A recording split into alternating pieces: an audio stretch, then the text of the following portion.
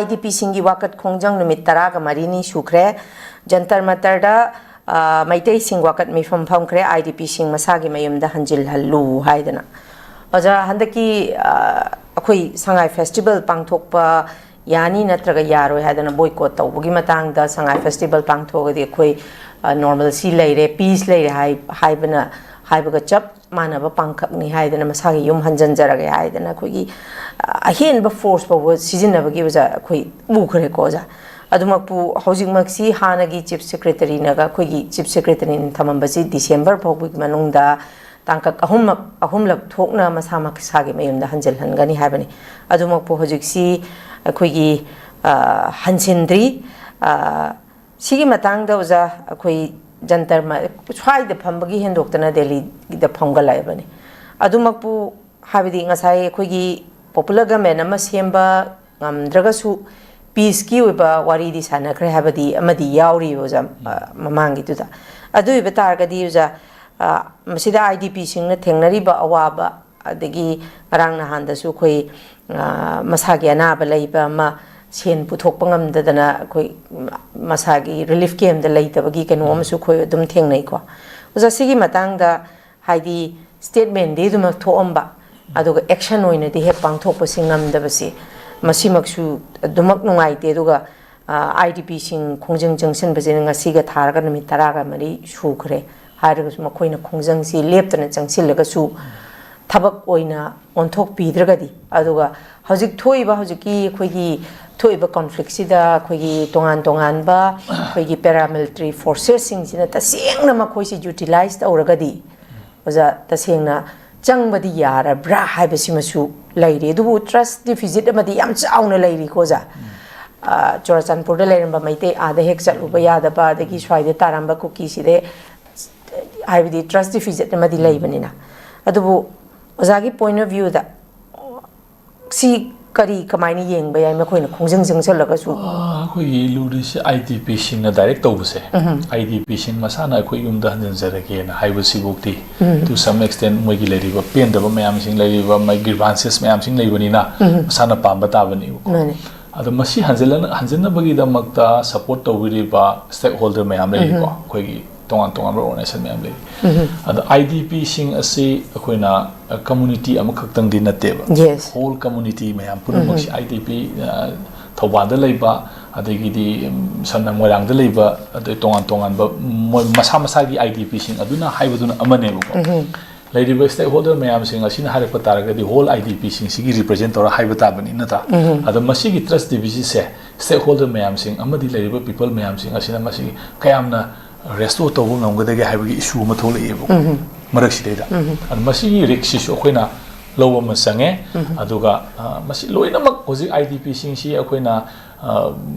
hoji at random da hoji loinamak hanjala lo haibudu sarkar da su natraga khoi lediba is all the mayam puna makta su haibagi wani responsibility ma fix tawragadi loinamak adum mai du trust division tu akoina hanjan bangam da banina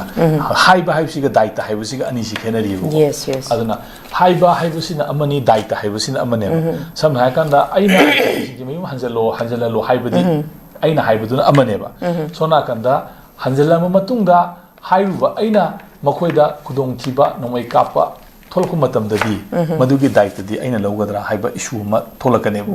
adai dudi government haiba ma tholo idra adu government ki policy dugi matha makha daita lawba ngami dugi policy dugi makha da koi sangba tabane government da madugi daita law haibaduna amani adu madugi daita du lawba ngamgadoi bu government duna mangonda madugi trust tu leitragadi hektamak masu daita lawba yaroi luri se yam luba potneba hoji moina the government na daita lawba ngamne na khanba area khradadi sinarang han anoba kano da waroi singda hanjan krena ko yauna ridana ko sumaina tamna moina daita lawba ngamba area singda sibokti yare sub zone da leire ko le ana haibuna si moina IDP sing mayum hanjama tumda hing lekte tumde kote akiba phawri haiduna amaneba ko but government gi leiriba machinery singda gi di madugi da haipet makoina mandate ama yengba kanda ama haibet wakan ama yengba kanduda pot amada moida khoi thajabagi ko kaino ama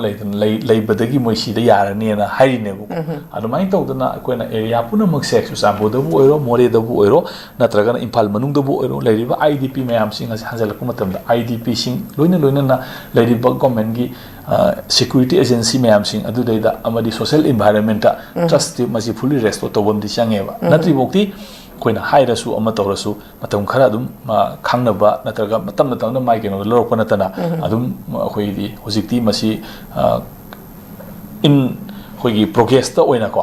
sangchal laga sum leiba ta bane ko natraga haibu to khudi yade aduga tumili to busu yade but madu hanjalak na bo hona bada mai ke ke adege khoina miyeng kaya khomhom kaya lokotpa masangi ektama khoina sangninge na sang leiruba yaroi responsibility ama fix tarokani adu government gi responsibility lobo ngam yo mayam sing aduna fix taro matungda fix taro matana moina sangwai sangi target asoi ngam tholaga sumadu gi sokpagi compensation natra kari gumba magi daita du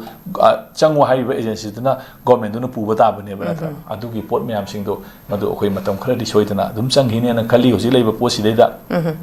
even government sembagi MLA ko wokta ethnic line di yenga party ki MLA ko wokta sati na haiba yauri isne ko then statement da tongan ba hosi manipur da separate administrative and union territory legislature yawi union territory ama sembana tana atopa no leite ga na point leite ga na hui thulai sine ba